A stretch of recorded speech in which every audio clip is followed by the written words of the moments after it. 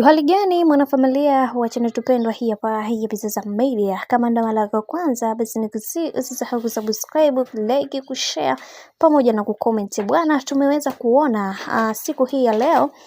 bibie Irene Uwoya ameweza kuvalishwa pete na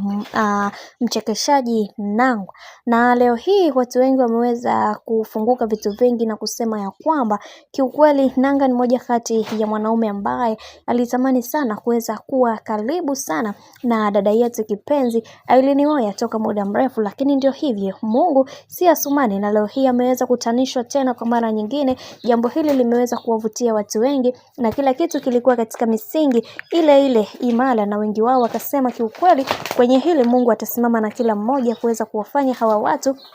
wawe katika misingi na mikakati iliyo bora, kwa sababu haikuwa rahisi kama vile ambavyo mnavyofikiria, na wengi wao waliweza kuzungumza vingi wakisema kiukweli kutoka moyoni kabisa kuna namna ambavyo Irene Uwoya alikuwa anatamani sana hili jambo toka muda mrefu. Na leo hii tumeweza kuona ndugu jamaa na marafiki wote wameweza kufunguka na kusema ya kwamba kwa hiki ambacho kinachoendelea kwa sasa, Mwenyezi Mungu aweze kutia nguvu na baraka ndani yao, kwa sababu haikuwa rahisi kama vile ambavyo watu wamekuwa wakizani, na wengi wao waliweza kufunguka vingi na kusema kiukweli kutoka moyoni kabisa.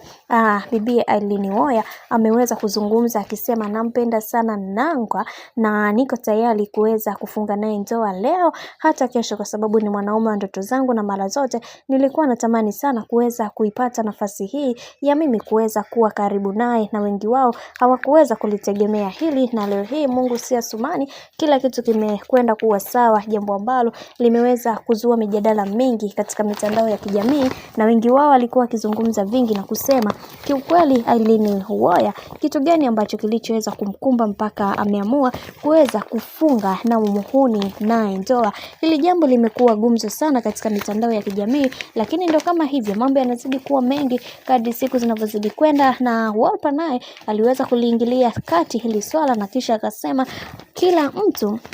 hula urefu wa kamba yake, na kwa upande wa bibie